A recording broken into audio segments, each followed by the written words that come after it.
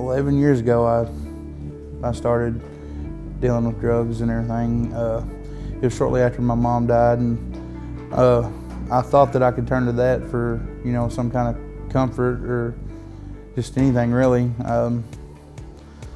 I jumped on it just out of I don't know if it was curiosity or what it was. I just thought maybe it might be able to help me. But throughout the years, I've done a lot of people wrong, a lot of bad things that, you know, I would have never done, you know, sober. I got in trouble in 2010 for some delivery charges, and they put me on 5 years probation for it, and that's the first trouble I've ever been in, you know, felony-wise, first trouble I've ever been into. I went good there for about 2 years, and then I started messing around with it again, and it took about a year of me doing dope and selling dope again before they caught me.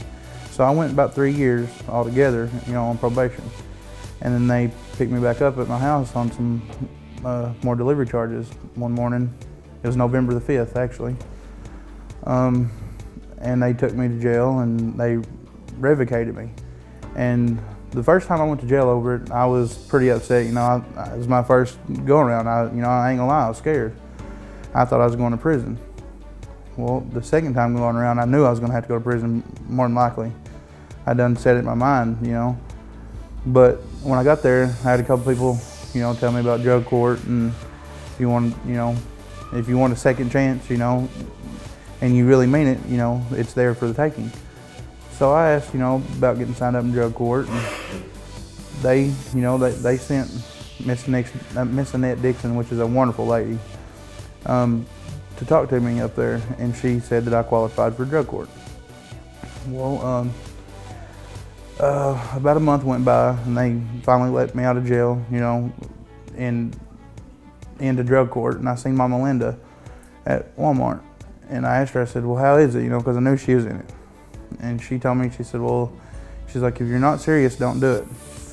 And that kind of stuck with me for, you know, throughout the whole time. I'm in aftercare now in drug court, and I've been sober 19 months. Yeah. But just what she told me stuck with me the whole time. And I don't know, if it wasn't for all of y'all in my family and seeing everybody that, well, basically everybody that I used to once get high with in the same room with me, you know, in praising the Lord and getting recovery, I don't know if I'd ever been able to do it on my own. I didn't do it on my own. You know, I done it with the good Lord and everybody else. I just love the Lord, and I'm thankful for what He's done in my life, and I'm glad to see each and every one of y'all that I used to run with in here, you know, with me.